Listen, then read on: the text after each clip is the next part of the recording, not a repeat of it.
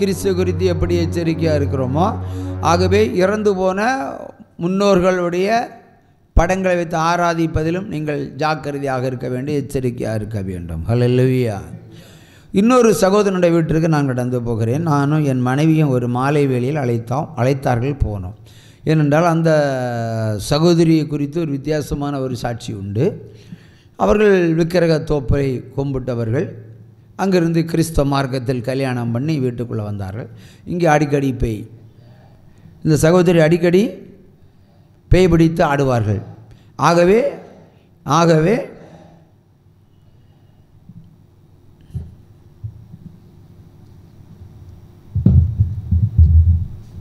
ஹல்லேலூயா. அவன் சகோதரன் அடிக்கடி என்னை நோக்கி கூப்பிடுவான். நாங்கள் ஓடி போய் ஜோம் பண்ணுவோம், வருவோம். ஓடி போய் ஜோம் பண்ணுவோம், வருவான். அந்த பேய் ஆடி தீரும், ஓடி போயிடும். ஹல்லேலூயா. அது எந்த பெரிய கொம்புச்ச பிசாசானாலும் இந்த ஊழியத்தில் ஓடி போயிடும். ஹல்லேலூயா. அப்போ இந்த ஊழியத்துக்கு ஒரு கைத்தட்டு கொடுங்க. வேணா எந்த தேவர்களாக இருந்தாலும் ஒன்று சோதித்து பார்க்கலாம். ஹல்லேலூயா. சில ஆலோசனைகளை அங்கு வழங்கினேன். ஏனென்றால் அங்கே முதியோர்கள் போட்டைகள் நிறைய இருந்தது, ஆரம் போட்டெல்லாம் வச்சுருந்தாங்க. இப்போ நான் சொன்னேன், நீ இப்போ ஆண்டவரை தேடுகிறாய், பெந்திகோஸ் மார்க்கத்துக்கு வருகிறாய், எதுக்கு உன் அப்பா போட்ட அம்மா போட்டெல்லாம் நீ வச்சுருக்கிறன்னு கேட்டேன். அது எனக்கு அப்பா இல்லை, எனக்கு அம்மா இல்லை. எனக்கு அப்பா அம்மா எல்லாம் சரிதான், அது இப்போ பேயின்னு நான் சொன்னால் நீ என்ன ஒத்துக்கிடுவியா? என்ன பேயின்னு நீ சொல்லுவ, என்ன பேன்னு நீ சொல்லுவ? உன் அப்பா எந்த அளவுக்கு பாவம் செய்திருக்கிறான்னு உனக்கு தெரியுமா? உன் அம்மா எந்த அளவுக்கு பாவம் செய்திருக்குன்னு தெரியுமா? பாவம் செய்தவன் பிசாசால் உண்டாயிருக்கிறான் என்று வேதம் சொல்லுகிறது. பாவம் செய்தவன் பரிசுத்தம் அடையாமல் மரித்தால் அது ஒரு பேய் என்று உனக்கும் தெரியும், உலகத்துக்கும் தெரியும். அப்போ ஒருவேளை உன் அப்பா ஒரு பேயாக இருந்தால், அம்மா ஒரு பேயாக இருந்தால், எதற்கு இந்த பேய்க்கு நீ பத்தி கொளுத்தி வைக்கிற? முல்லைப்பூ போடுற, சந்தன மேலே வேறு நிரந்தரமாக போட்டு வச்சுருக்கு. அது தப்பு இல்லைன்னு சொன்னால் ஒத்துக்கொள்ள முடியல. அவன் என்ன பண்ணான், மீசி எடுத்துட்டான். பெந்திகோஸ் ஆனதும் மீசி எடுத்துட்டான். ஆனால் போட்டாக்களை மாற்றலை. சகோதரிக்கு விடுதலை ஆண்டவர் கொடுத்தாரு. அது விசேஷமாக கடைசியாக ஒரு பரீட்சை. எப்படிப்பட்டனா, ஒரு 2 பரீட்சையில் ஒரு பரீட்சை சொல்கிறேன். இந்த இடம்லாம் ஓப்பன் பிளேஸாக இருந்த காலகட்டத்தில் ஓப்பனாக தான் குளிப்போம். ஒரு டவலை கட்டிக்கிட்டு அப்படியே குளிச்சுட்டு இருந்தேன். அவன் சைக்கிளில் வந்தான், ஓடி வந்தான். ஒரு மாலை மயங்க நேரம், இருள். இன்றைக்கெல்லாம் சாரை சாப்பிட்றதுனால எப்போவும் கூட்டம் இருக்கும். அன்றைக்கெல்லாம் அப்படி கூட்டம்னு இருக்காது. ரோட்டில் ஆள் நடமாட்டெல்லாம் இருக்காது. இந்த கேபிள் டிவி வந்த காலம்னா எல்லோரும் 6 மணிக்கே சினிமா பார்க்க போயிடுவாங்க, வீட்டில் போய் செட்டில் ஆயிடுவாங்க. என்னை வந்ததும் என்னை கையை பிடிச்சி இழுத்துட்டான். வா போ, அடி எங்கே போ, என் பொண்டாட்டி ரொம்ப டேஞ்சராக இருக்கான், ஆபத்தாக இருக்கிறான், நீ வா வந்து சோமன். வேட்டியை கட்டுட்டு, வேட்டியை அப்புறமா கட்டலாம், அவன் பொண்டாட்டியை காப்பாற்றுற அந்த மனையில் என்னை இழுத்து பிடிச்சிட்டான்.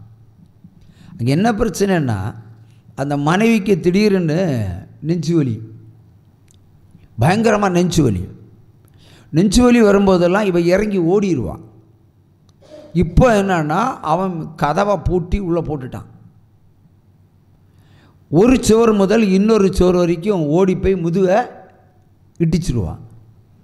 அவளுக்கு அப்படியா இப்போ மூச்சுத்திணறல் இருக்கிறனால ஒன்றி செத்து போனோம்.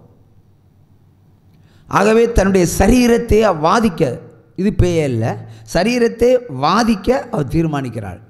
இது மாம்சம். அந்த நெஞ்சு வலியிலிருந்து விடுதலை பெறுவதற்கு தன்னை காயப்படுத்தி பார்க்கிறாள். நெஞ்சு வலியை கொடுத்ததான் பேய். அல்லேலூயா. அப்போ அவனுடைய விசுவாசத்தை கர்த்தர் பார்க்கிறார். விசுவாசத்தை கர்த்தர் பார்க்கிறார்.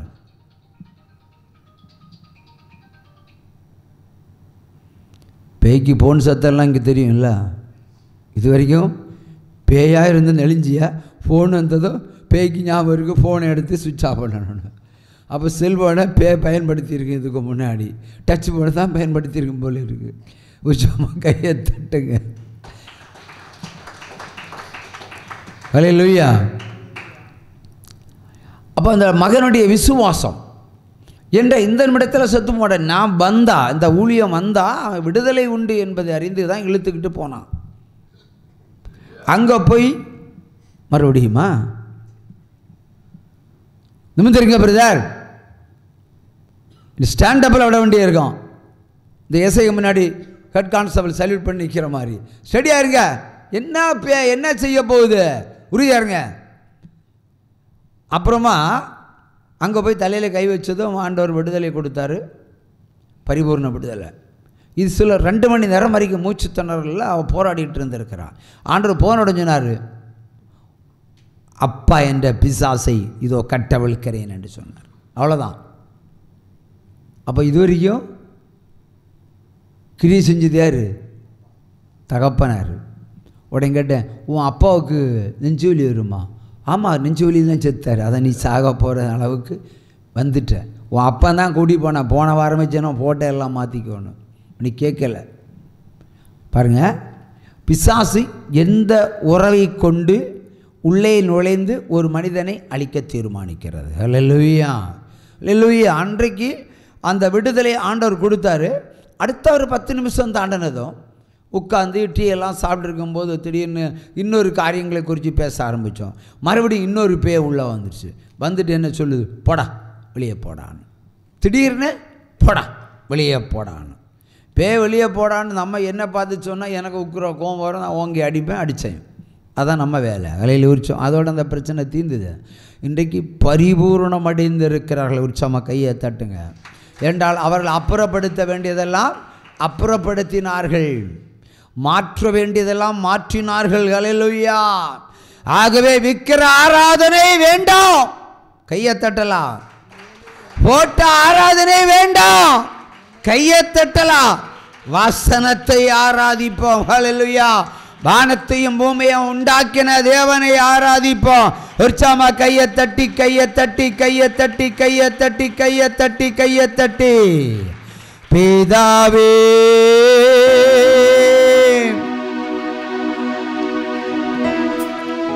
இயேசுவே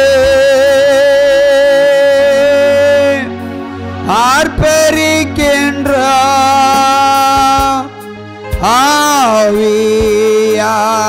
ஆவியானவரே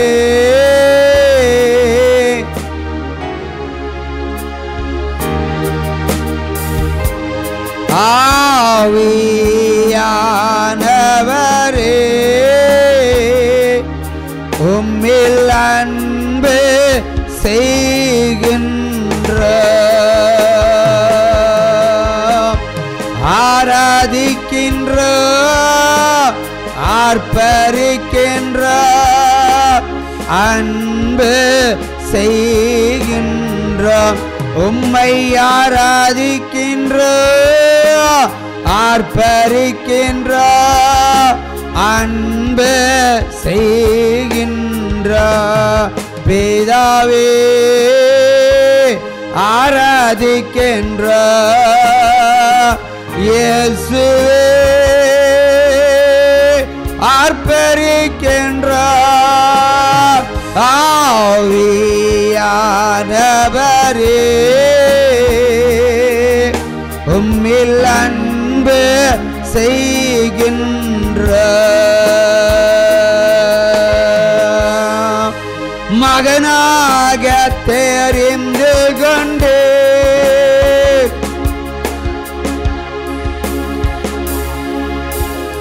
மகளாக தெரிந்து கொண்டே மறுபடி ராஜாக்களோ நாங்களே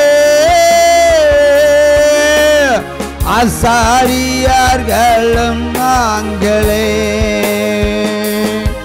ராஜாக்களோ நாங்களே ஆசாரியர்களும் ஆராதிக்கின்ற ஆர்ப்பரிக்கின்ற அன்பு செய்கின்ற பிதாவே ஆராதிக்கின்ற இயேசுவே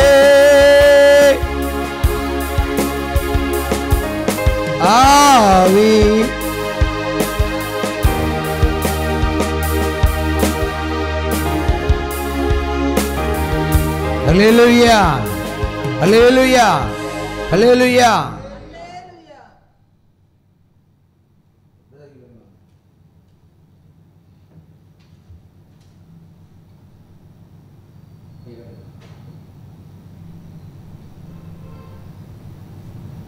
ஒரு சத்தம் வந்தா அடுத்த ஸ்டேஜ்.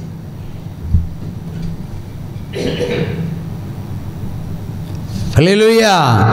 இந்த தெய்வம் நம்ம தெய்வம் நல்ல தெய்வம், ஆரணபரி அந்த நடத்திடுவார். இந்த தெய்வம் நம்ம தெய்வம் நல்ல தெய்வம்.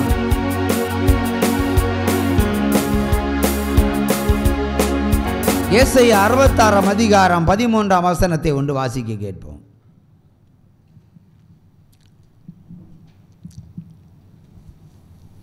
ஒருவனை அவன் தாய் தேற்றுவது போல், ஒருவன் தாய் தேற்றுவது போல் நான் உன்னை தேற்றுவேன். நீங்கள் எருசலேமிலே தேற்றப்படுவீர்கள். ஆமென். திரும்ப வாசி.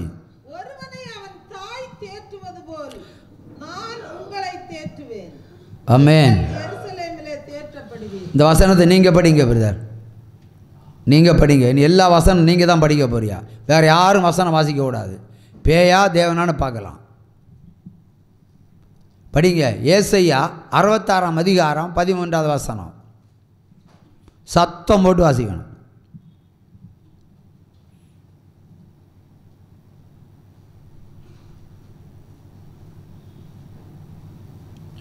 ஏசாயா 66 அதிகாரம் 13 வசனம்.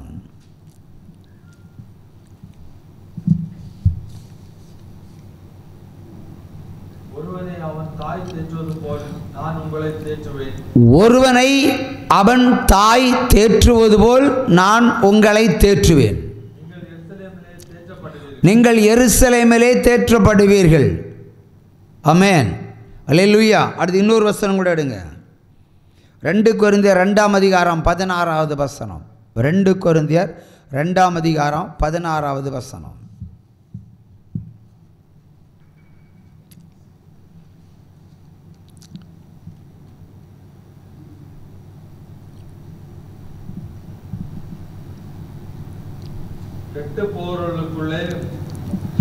கெட்டு போகிறவர்களுக்குள்ளே மரணத்திற்கு ஏதுவான மரண வாசனையாகவும் ரட்சிக்கப்படுகிறவர்களுக்கு ஜீவனுக்கு ஏதுவான ஜீவ வாசனையாகவும் இருக்கிறோம். இவைகளை நடப்பிக்கிறதுக்கு எவன் தகுதியானவன்? திரும்ப சத்தமா சேர்த்து வாசிங்க. சத்தமா.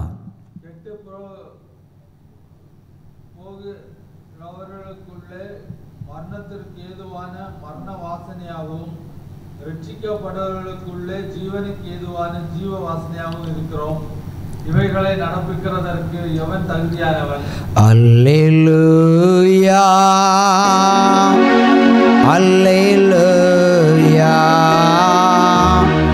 அல்லேலூயா அல்லேலூயா அல்லேலூயா அல்லேலூயா அல்லேலூயா அல்லேலூயா அல்லேலூயா அல்லேலூயா அல்லேலூயா அல்லேலூயா அல்லேலூயா அல்லேலூயா அல்லேலூயா. முதல்ல வாசித்தோம் இல்ல வேத வசனம். ஒரு தாய் தேற்றுவது போல் அவன், ஒரு தாய் ஒருவனை எப்படி தேற்றுவாளோ அதுபோல் கர்த்தராகிய தேவன் உன்னை தேற்றுவார் என்று சொல்லியிருக்கிறார். அது எருசலேமில் தான் தேற்றப்படுவீர்கள், வேற எங்கேயும் அல்ல. ஹல்லேலூயா. உற்சாகமாக கையை தட்டலாம். எருசலேமில். ஹல்லேலூயா. ஆகவே இப்போ இவர் விளக்கம் சொல்லுவார். சொல்லுங்க பிரதர். கொட்டாயெல்லாம் அப்புறம் பார்த்துக்கலாம். இல்லை, ஒரு முதல்ல சொன்ன வசனம் ஏசாயா 66 13 ஒரு தாய் தேற்றுவது போல் கர்த்தராகிய தேவன் நம்மை தேற்றுவார். அது எருசலேமிலே தேற்றப்படுற விளக்கம் சொல்லுங்க.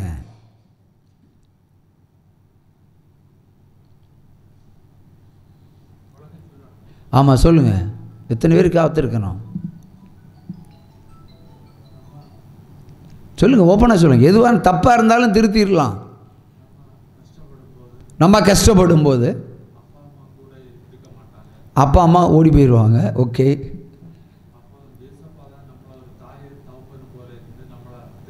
தேட்டுவார். Very good answer. உற்சாகமா கையை தட்டலாம். ஹல்லேலூயா, ஹல்லேலூயா.